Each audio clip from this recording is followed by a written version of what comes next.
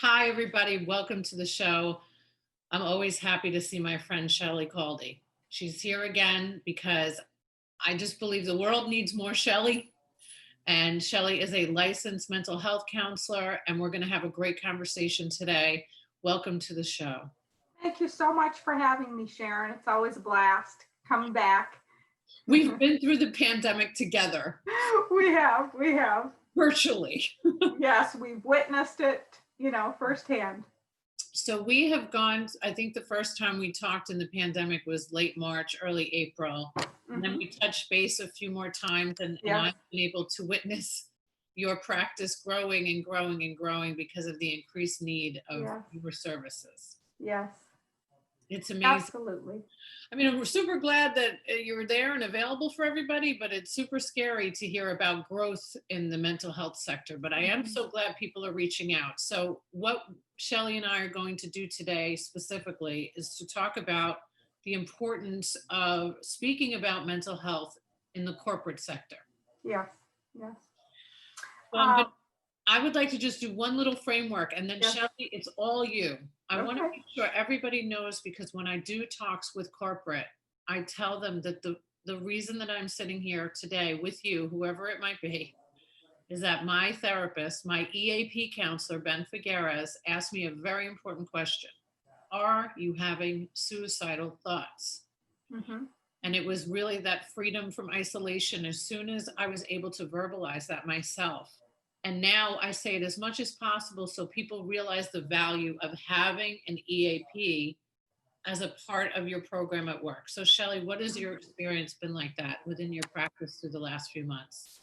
Honestly, I can tell you that I've had EAP, employee assistance programs. I've been on the panels since 2007. Mhm. So about 13 years. And recently I've seen a great increase. I mean, we have quite a few corporate accounts. One is Raymond James, Target, Macy's, some other EAPs, or some of the school districts like Humana, Aetna, some of the first responders, and of course, Baycare has their own insurance program under Cigna, and I'm a provider with them because I worked for Baycare for 16 years, which is great company. Shout out to Baycare. Yeah, we love big care. Oh, I love it. And I've seen a number of nurses, first responders, EMT people. It's just across the board. So what I'm seeing is that because of their EAP benefits, it's helping to destigmatize mental health. So Mhm. we're seeing a great,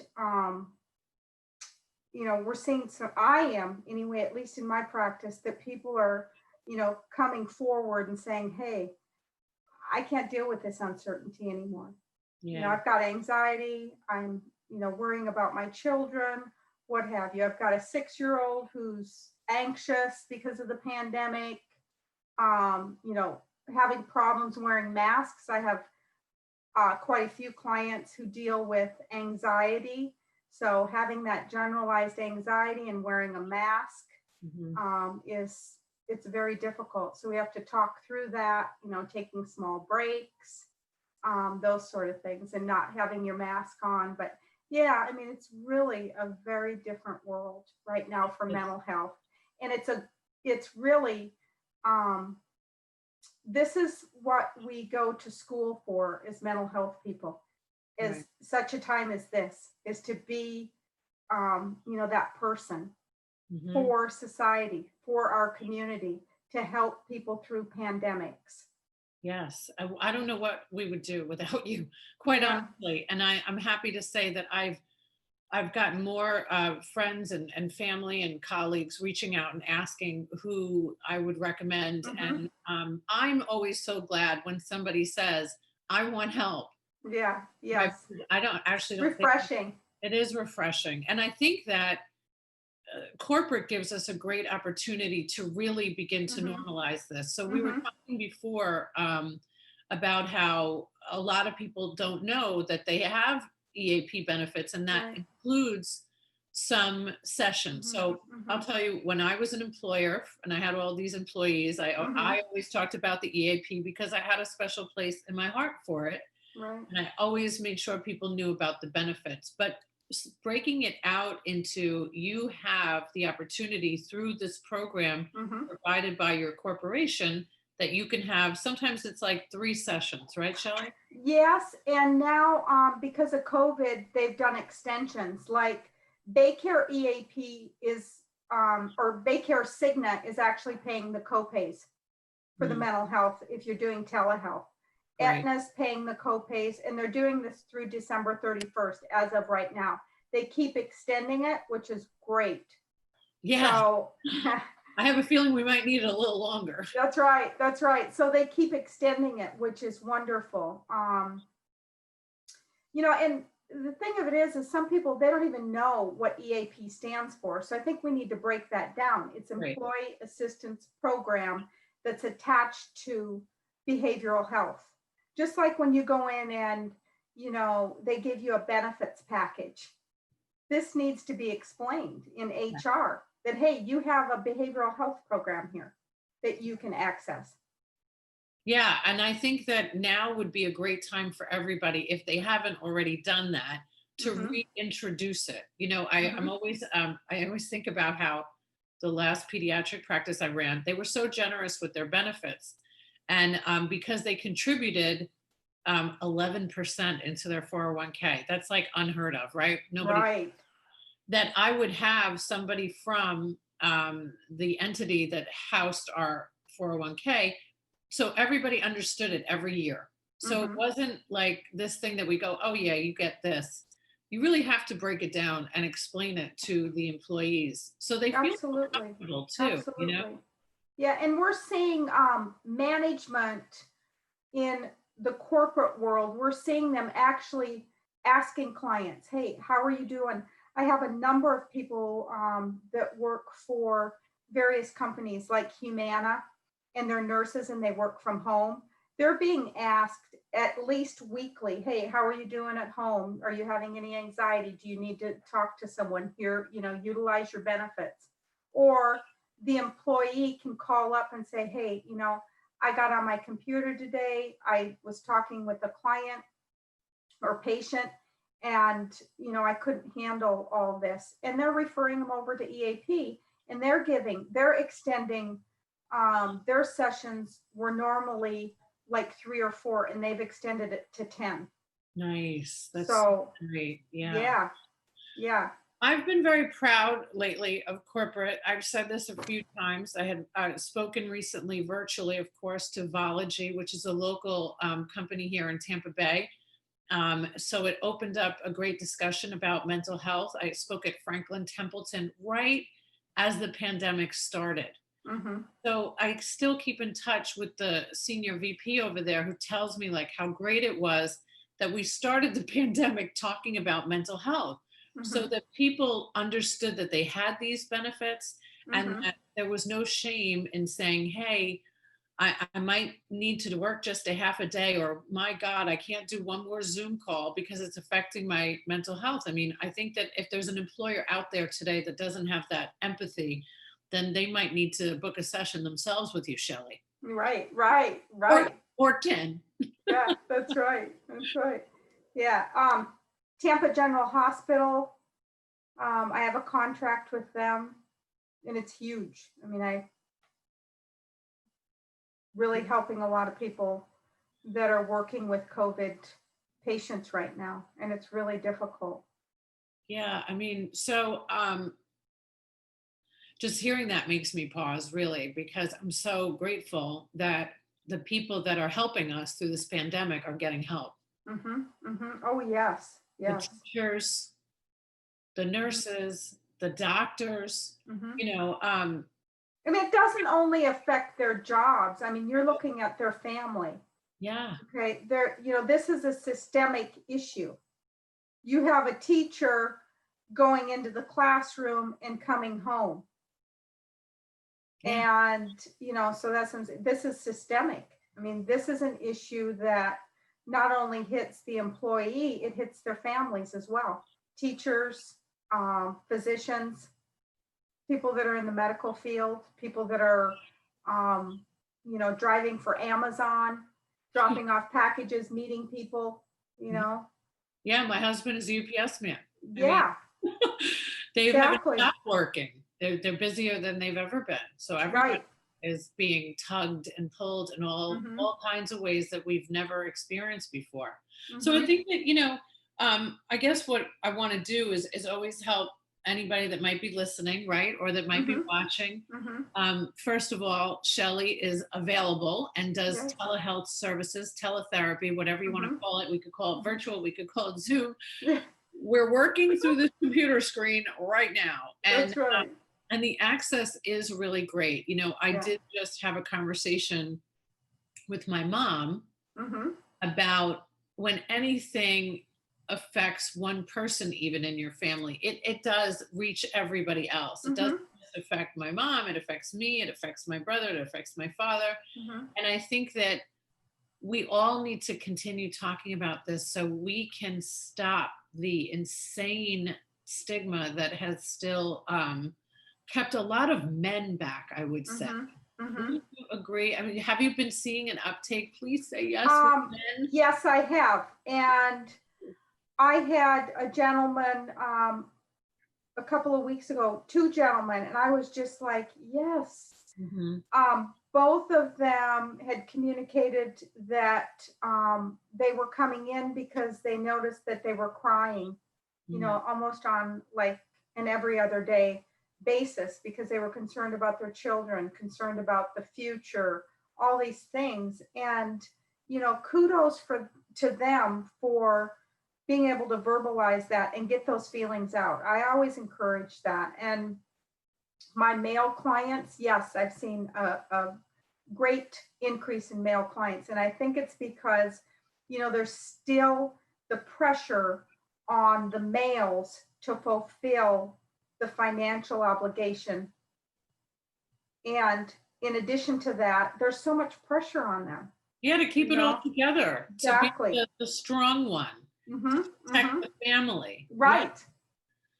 yeah, it is. I'm thrilled to hear that. I mean, Yeah. I think that, I mean, the statistics show that the suicide that is actually accomplished is mostly men, because Exactly. more men will just take action, and Mm-hmm. women will tend to at least talk about it a little bit more. Mm-hmm. That's true. We've always been more open as women to discuss how we feel, how we think, and Mm-hmm. most men, without Mm-hmm. being one and knowing Mm-hmm. exactly, but don't tend to go, hey, Robert, how are you feeling today? Right. Right. you know, where we're more apt to have Mm-hmm. that discussion. So Absolutely. Yeah, it's very concerning. We do have somewhat of a stigma with men. I mean, and now that's being pushed forward. But usually I'll tell you what happens is the wife is the one who will contact me and say, I'm calling for my spouse because, he seems like he's depressed. And so then, they're usually sort of the gateway or the yeah. gatekeeper, Yeah. to getting the help. Do you mind sharing with me a little bit about, well, let me share my own personal experience real quick about this. So if it wasn't for that EAP counselor, Ben, and asking me if I was having suicidal thoughts, I would have never been then introduced to the psychiatrist who prescribed medication for me. And Mhm. I have not had the need to have medication in a very long time. Doesn't mean that I have any real opinions on that either way, but it helped me. Mhm. So do you then, have you found yourself referring people to psychiatrists to get medication? Yeah, and generally speaking, people are more apt to wanting to do therapy first. Good. And then, so what we do is sort of through the course of therapy, decide if your thoughts, your behaviors, and your moods haven't changed, or they have changed, Mhm. but yet you're still feeling sad. Then we can say, okay, there's probably most likely some sort of a chemical imbalance. If you've been depressed for 20 years, just say hypothetically, your brain chemistry has changed. Okay, so you're going to probably most likely need an antidepressant to go in there and, you know, bring those levels, those chemicals back up. So that's what an antidepressant would do. Like it would raise your, you know, norepinephrine and some of the chemicals that get depleted as a result of depression, okay, or having some type of a mental illness. So in that case, yes. Some people, though, this is situational.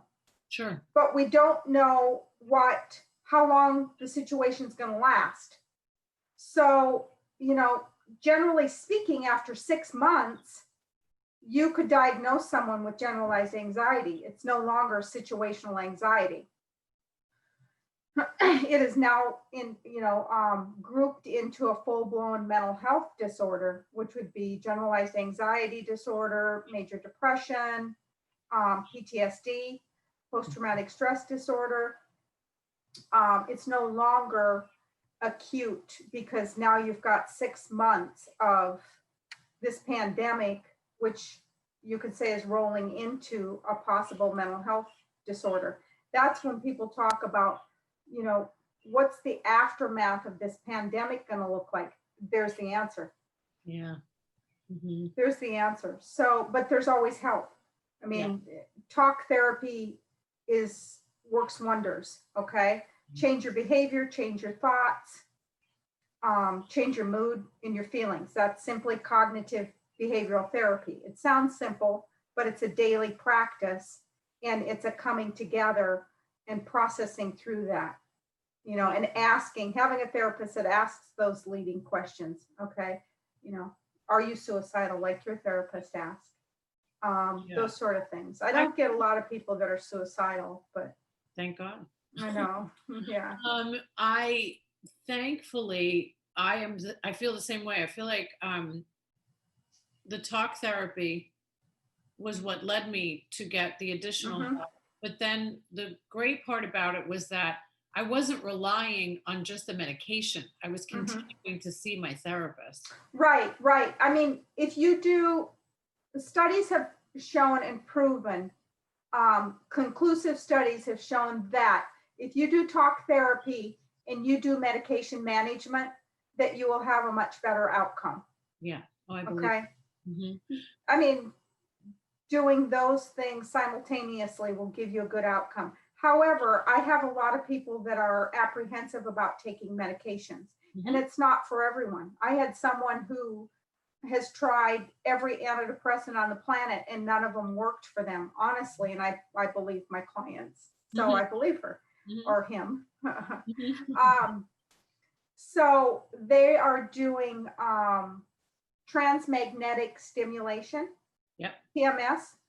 And it's where they go in and basically shift your brain. They put like little electrode type things on your brain. I don't know the whole thing about it. I've read enough about it, but I had a client that did it. I think she did 13 sessions of the transmagnetic stimulation, and she has never felt better. So shout out to those people that do. Yeah, I guess it's the irony of that. I just spoke this morning with Tampa Neuropsychiatry, because they opened a location in St. Petersburg and they have one in Tampa, and they do TMS. And they realized that, you know, a lot of people just don't do well on medication, or just not for them, or they don't want to, whatever it is. So there has to be alternatives. There has to be other options. I mean, myself, I'm very aware that I went into a dark hole at one time in my life. So I have things that I need to practice in my life to keep me, you know, steady and calm. Like I always refer out though, if you know, if there is a need for medication, definitely refer out. Dr. Kenneth Pages is terrific. Shout out to him. Oh, good. Maybe I'll have to interview him one day. Yeah, he's terrific. Yeah, that's I always have a personal recommendation. So knowing this is coming from Shelly, he must be good. Yeah, he is. He's terrific. Some people I'll refer back to their general practitioner, and not all, because I don't want to speak for them, but some of them will And don't race to call your general practitioner and tell them I said that was okay, because they'll kill me. But, if they're okay with it, generally speaking, if they know that you're doing therapy, they will help with med management. And I usually can facilitate that phone call and just talk to the doc a little bit if I've got a referral. And I've done that before, because we're seeing a lot of wait time for psychiatrists who are really good and who listen to their patients. There's generally access to care is a little more difficult because they're busy. Well, yes, they are. So 2 psychiatrists that I've already spoken to today, both very busy. It's why one opened another location and is bringing on more nurse practitioners, more PAs that are specialized in behavioral health and psychiatry. So they can, because there's such a need. I could be huge right now, but I choose not to be because I focus on what I can handle.